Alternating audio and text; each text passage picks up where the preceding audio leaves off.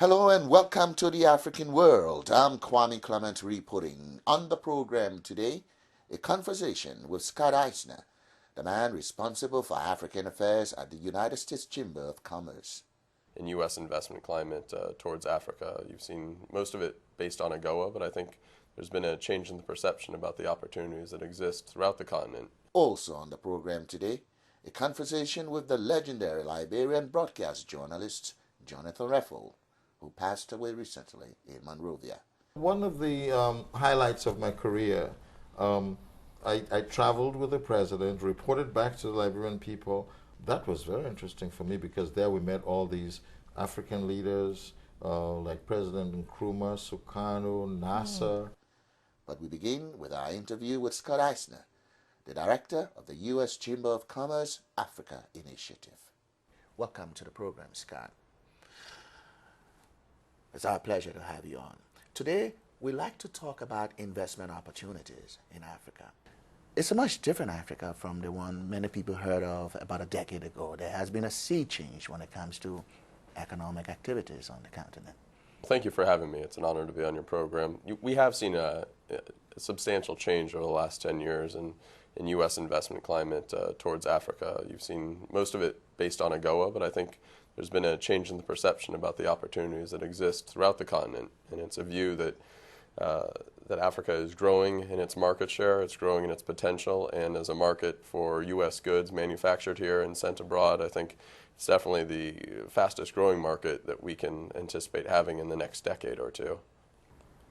And what are the factors that have contributed to this massive change when it comes to economic performance on the continent? Well, I think it's a number of things. One, the world's getting smaller. Supply chains are enabling our manufacturers to send all over the world. So one is just the world is getting smaller. Technology is enabling us to source from parts of the world that we were never able to. And I think the Africa market, with all of its inherent opportunities and essential products, whether it's the ability to find minerals or oil exports, or if it's just basic agriculture products, I think that the world has been able to source a lot more from the continent. And on top of that, you've seen some markets grow exponentially over the years. South Africa, for example, has been a boom market. Nigeria, for example, also leading the charge as far as huge market exploration.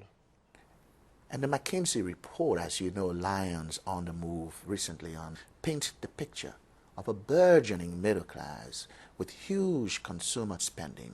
According to the McKinsey report, Africa had combined consumer spending of about $860 million in 2008. This is creating a demand for consumer goods and creating opportunities for investors. Right. I think the McKinsey report did a terrific job of highlighting and showing for the American public and the global public what the potential for the Africa consumer market was. You're exactly right. The white goods that are able to be sold from American companies like General Electric or Whirlpool or others into the continent, and the demand for those has just exploded over the last couple of years. And the McKinsey report highlights that fact that it's lions to cubs to other regions of the world, and it's kind of the flip of what we saw in Asia 10, 20 years ago, where these small countries became these big markets. We're seeing that throughout Africa now, that these small markets are becoming huge demand markets for us. So I think the potential for Africa to grow at a rate that hasn't been seen in a number of decades globally is there for us. Well, let's look at farming. Africa has, about 60% of the world's arable land. Some countries like Ethiopia, I think, are moving into, at least getting outsiders to come in and, farm on the land. What opportunities does this present also for U.S. investors? I think the key for us is to look at how we can move from these small shareholder farms to larger farms that incorporate an entire community, but also moving from just growing for subsistence living all the way beyond to the agro-processing, so that the products don't rot in the field or on transport. One of the key things that'll drive the green revolution in Africa to the next level is the build-out of infrastructure, which is going to be key to getting those products to port and then off to different markets throughout the world. Scott, we've talked about the good things happening on the continent, but one of the factors that has contributed to this is the series of economic liberalization policies put in place by African governments, privatization, moving away from parastatal and state-dominated control of major economic activities. True. Yeah, that's very true. We've seen, starting with the World Bank doing business reports all the way through things like the McKinsey report, you've seen a push from outside factors to drive these governments into a more privatized or entrepreneurial climates. You've seen places like Nigeria that have put in place some privatization practices that'll help the entrepreneurial spirit of those government or those private sectors move forward. But you've also seen the Kenyan constitution come to fruition this last year, which will make a more secure and predictable investment climate. And then you've seen other expansion and regional harmonization, such as within the East Africa community, that will only help to solidify the fact that Africa is a true market for goods and services from the U.S., but also from the rest of the world. And these continued market reforms and political reforms are only going to bolster the view that Africa is the destination for the next wave of investment. And there's also been political liberalization on the continent, political reforms, a movement towards democratization. How has this helped the investment climate in Africa? I'm sure there's some problems lately in the north and in Ivory Coast, for example, but there's generally been a trend towards political liberalization and democratization on the continent. That should be more welcoming news for businesses. Right, and that's almost more, in some ways, more important than the economic reforms, because what the media picks up isn't always the economic reforms. They're picking up the political reforms. And for Africa's face to change over the past couple of years, from the famines and the war, the famines of Ethiopia in the 80s and the war-torn Liberias and other places of the world, to these economic destinations, it's critical for the political environments to then change as well. So I think you've seen great transformations take place, even recently with the Nigerian elections, which I think were fairly free and clear, and then you have the continuing growth of Ghana, and then you have the South African markets. So you've seen a lot of good things take place, despite that there are some still hot pockets of irrational political systems. You're familiar with the continent, spent time in Malawi and South Africa and other places, so you're quite familiar with what's happening there. Without casting aspersions on the economic performance of other countries, what would you say are the big 5, 6 countries to look to when it comes to investment opportunities? The big 5 are fairly obvious. You start with South Africa, then you move up to Nigeria and Ghana on the western part, and then on the eastern side you look at Kenya. You can't forget about Ethiopia. It has a lot of political and economic reforms to take place in the future, mainly economic, but as they move towards accession in the WTO process, I think there'll be an economy to be reckoned with on the east side. So I think you'll have a Tanzania, Kenya, Ethiopia marketplace on the far east side. But then you have the smaller markets that are doing fairly well, the Rwandas of the world and the Mauritiuses. So there's good examples out there. Of course, there's Botswana too, that for more than 30 years has had sustained economic growth at a very high rate, posting some 9% average growth rate year per year per year for 30 years. So a pretty good example. The World Bank has described it as a remarkable development success story of emerging economies and democracies on the continent, isn't it? Botswana is a true success story. It's a country that is been stable in its political and economic environment for years down the road. I recently sat down for an hour-long session with the Botswana ambassador to the U.S. and a number of U.S. companies interested in doing business there. And the story she paints, or the picture she paints of Botswana, is one of pure growth and opportunity. I think Botswana should be a shining example for a lot of the other African nations to see how you can succeed, and succeed not just for investment, but succeed for your people as well. Now, Scott, you've spoken so eloquently about the good news out of Africa and the objective facts, the figures, the statistics, paint precisely the picture you've painted here so well. Yet, when you take away the extractive sector, mining, oil, exploration and exploitation, U.S. investment in Africa is small compared to U.S. investment in the rest of the world. Why? What can we do? What is your organization, the U.S. Chamber of Commerce, doing to point U.S. investors to Africa, to expose the opportunities there? Well, as the Chamber is the world's largest business federation, we represent the interest of some 3 million companies, associations, and interest groups of all size, scope. About, I'd say 70 to 90% our small, medium-sized enterprises. So we're really trying to do two things. One, expose our major members, all of them, to what the opportunities are in Africa. Everything from the extractive industries that you point out, but also beyond that. So consumer goods, services, how can we utilize the fact that there is a common language spoken throughout most of Africa and the U.S., that being English, and how can we drive more information technology services that would normally be located in an India or a China? How do we make it that Africa is the market that those folks want to have their their business process outsourcing as an opportunity? So we're just at the initial phase trying to expose and then integrate what our work is with all the great other associations and business communities that are on the continent. So we work quite a bit in South Africa and Kenya and Ethiopia and other places. We're trying to make sure that everyone's aware of the potential at the end of the day. Our member companies have an increased interest in Africa. They understand the potential of the market and that it is probably the last great market on earth. Everything else has been more or less exposed or utilized, and our members and the Chamber sees that Africa is going to be the key to the future of economic growth globally, and we can't forget that that's a huge amount of 1 billion people that are out there waiting for American products. They know that our products are superior to most, and that our companies have a long-term vision of growth, and that we want to incorporate into that corporate social responsibility in the communities in which we operate. So we want to make sure that when we're going, we may be a little slow to those markets, and we understand that as a corporate community because we're structured differently than others. We have boards of directors, but when we hit a market, we want to make sure that we're for the long haul, that we're integrated in our approach, and that we make sure that all of the other facets that we're delivering into the communities in which we operate are taken care of. But there is something, Scott, to be said about going in early. The companies that go in early can set market trends, can establish brand names, can build consumer loyalty, find other sectors that flow off what they're doing. Mm-hmm. So there's something to be said about going in early. There's definitely something to be said about going in early. And there are companies that have been operating in Africa for 50, 60 years. You have not a lot, to your point. Maybe it's a handful, maybe it's 50.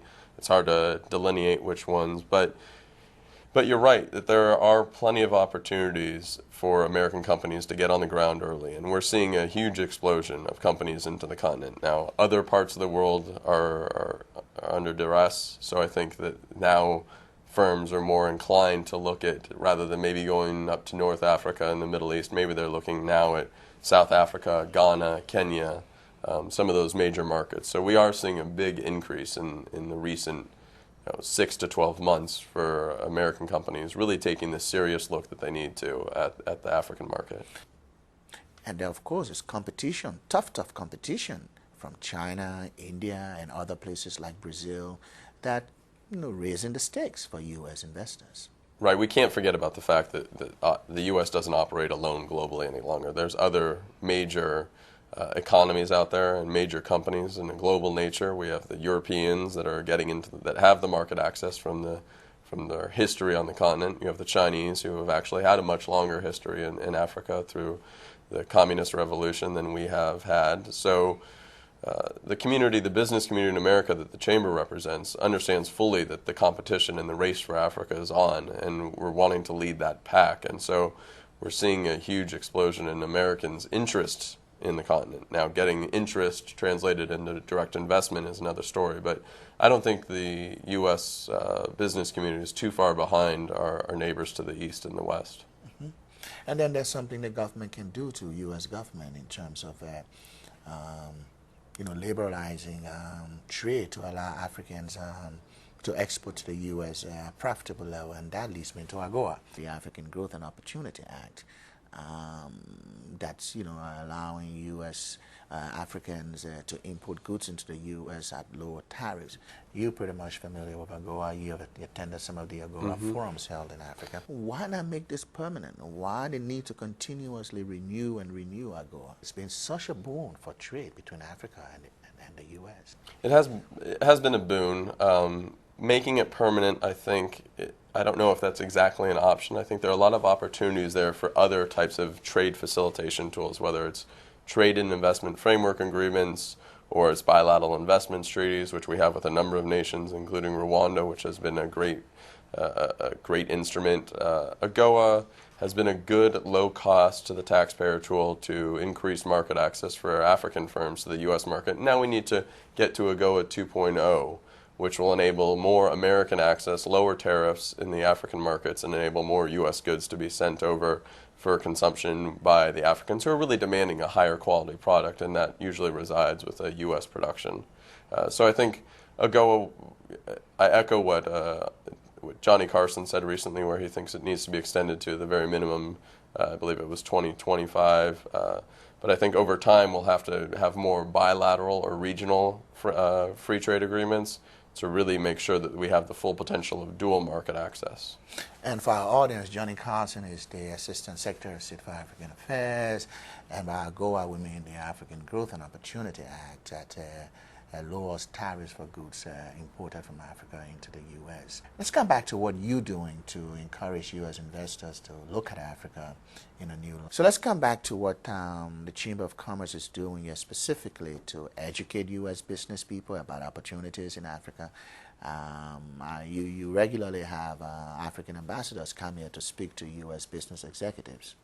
Yeah, like I said, a bit of our work is exposing American companies to the potential of the African marketplace. We do that on a number of levels. One, through direct kind of facilitation, where we have an ambassador that's residing here in D.C. from any country within the continent with a number of American companies. So the ambassadors get exposure to the companies, and the companies get exposure to what the ambassador's mission here is in D.C., what they're looking to expand their market share. We also lead a number of trade missions throughout the course of the year. We just returned from one to Ghana, Kenya, and Ethiopia, where we actually had a number of companies decide to either hire a local person to help get their product to market or to consider setting up shop in some of these places. So by us facilitating and helping to get the market access through the Chamber's brand, we're able to help our companies get a foothold in some of these key markets that we've talked about. So let's wrap up, Scott, by looking down the road 10 years from now. The 70s were a boom period for Africa, a lot of good economic performance. Then we went into the 80s with a series of coups, civil conflicts, political unrest that continued well into the 90s. And since 2000 and into this next century, we're seeing strong economic performance across the board. GDP growth for 2000, combined GDP in 2008 was at 1.6 trillion according to the McKinsey report. Can this be sustained? What needs to be done to sustain this trajectory? And where you see the continent over the next decade or so in terms of economics and business? Well, the key, I think, is going to be the political stability that we talked about earlier. If you don't have political stability, you don't have economic stability.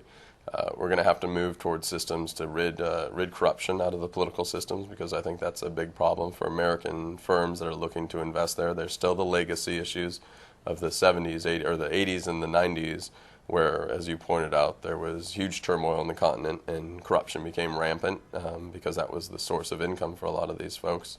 But as markets move forward, you weed the bad actors out and you bring in good actors. You've seen a lot of very good political leaders come to the forefront in the last 5 or so years that have stabilized these markets, and we need to make sure that these democratic institutions move forward.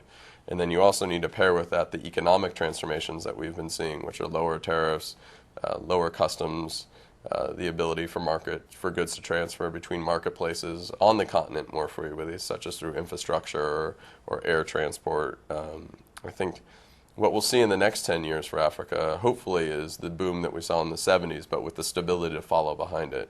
So you saw the Zimbabwe's of the 70s and the Cote d'Ivoire's, which were the pinnacle of growth in Africa. I think that's coming back.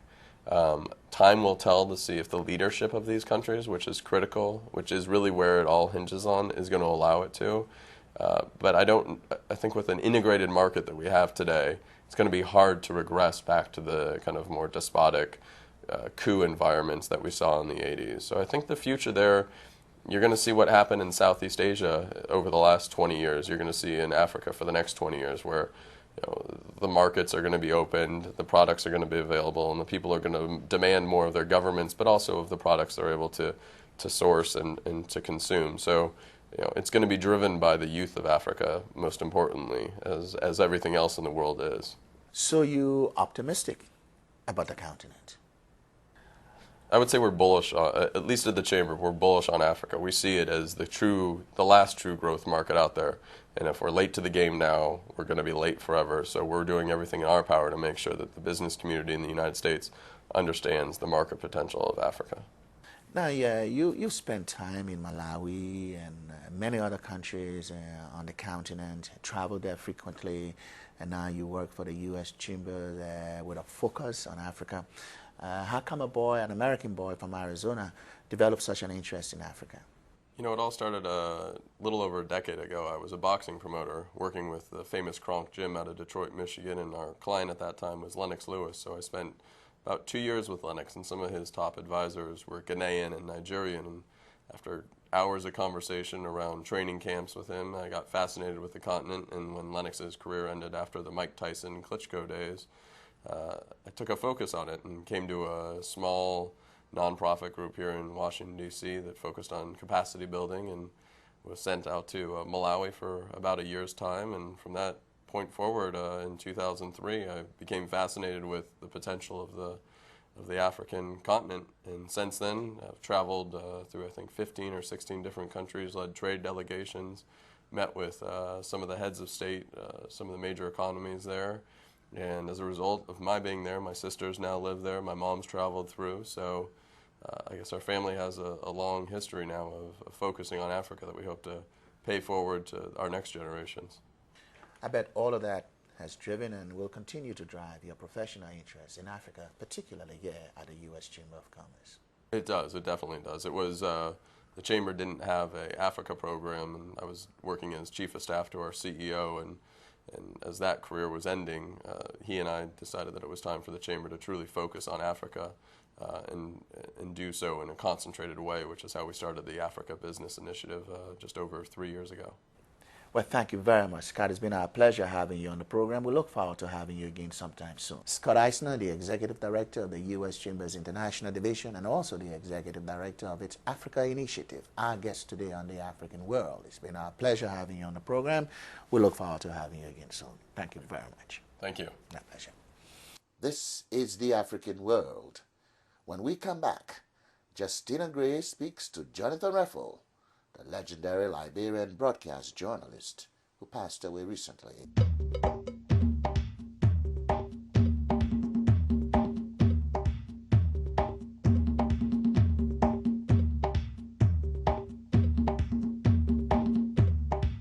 Welcome to the A-File, produced by Wilma Red and Jestina Gray, a segment on the African world which profiles people who are making a mark in their fields. Join Jestina for an interview of Jonathan Reffell, a legendary broadcast journalist in Liberia who recently passed away in Monrovia. It's been several decades since we've been honored to have the pleasure of his presence. Jonathan would like to welcome you to the program. It's very nice to be here, and I'm elated, happy and impressed with what you all are doing. Well, as you said earlier, Jonathan, you had been in the business for over 50 years. It all started in high school when I was at the Booker Washington Institute studying electronics technology under a program which was sponsored by a U.S. organization called Philco. And we, as part of our project, we completed a transmitter that worked. So by doing so, we were on the air in Kakata, and our station in that era, I think 1959, was called ELBWI. Tell us about some highlights of your career. One of the highlights of my career, I traveled with the president, reported back to the Liberian people on the president's activities abroad. The first was President Tupman's visit to the Non-Aligned Movements Conference. That was very interesting for me because there we met all these African leaders like President Nkrumah, Sukarno, Nasser, Gandhi, Nehru, and were able to do a broadcast back to Liberia through the Voice of America. They relayed it for us. At that time, VOA now had a studio in Monrovia. there was, you know Sunningway, right? So anyway, yes, Sunningway. sure. And there was a flood there one time. Man, it rained so much that at that period, and we could see the people from upstairs in the studio. We could see the people's mattresses and everything floating away. Yes. So I called Tommy. I said, Tommy, we got to cover this event. And people were running all over the place. It was a disaster. Yeah. So we did a live broadcast from there. You did. And people were saying, oh, we've been going through this year after year. The government did not do anything. But you know, in those days, you can't criticize the government. You couldn't. So we let the people did all the talking. And then this was during the Talbot era. And they declared a disaster and created a shelter for people at the Ministry of Public Works. It was on a Friday. People wanted to go for their weekend to their farms. And I remember this minister coming up to me at ELBC. Who asked you to do this broadcast? Are you the people's spokesman? We thought we had done a service. Absolutely. Yeah. In the interest of the people. Right. So then came the Justin Obi affair. Yes. When the Episcopal bishop was murdered broad daylight. The secretary had written on the blood, Obi. And the bishop had been killed. So we opened our broadcast line. Man, it was not easy. And then the word Obi came out. I take credit for ELBC at the time. ELBC takes the credit that he was caught. He had taken a taxi, left the United States, went to Liberia. We understand that the bishop had not given him a good recommendation for a job. So he went and murdered the man and then tried to make his way out through Guinea to escape. So through our broadcast, Obi had taught at Cuttington University. And the Cuttington students were on the road and they had been listening to this broadcast and they recognized him in a taxi. That's how he was caught. That's how he was caught. So ELBC took credit for that. How do you think the media could be used for development in Liberia? These stations do play a major role, and these newspapers too. Even though sometimes it's not all rosy as it should be, but they're doing their best and they're trying. And I'm sure that somewhere along the line, with the free press, which is one of the bedrock of democracy, we are going to have a healthy society. And educational opportunities are sprouting. And everybody now is looking towards education as the key for success, which is a good thing. It has indeed been a pleasure chatting with you, Jonathan, and it's been rather nice to turn the table. Thank you so much for watching. And that's our program for today. Thanks for viewing. We'll see you next time on another edition of The African World. So long, everybody.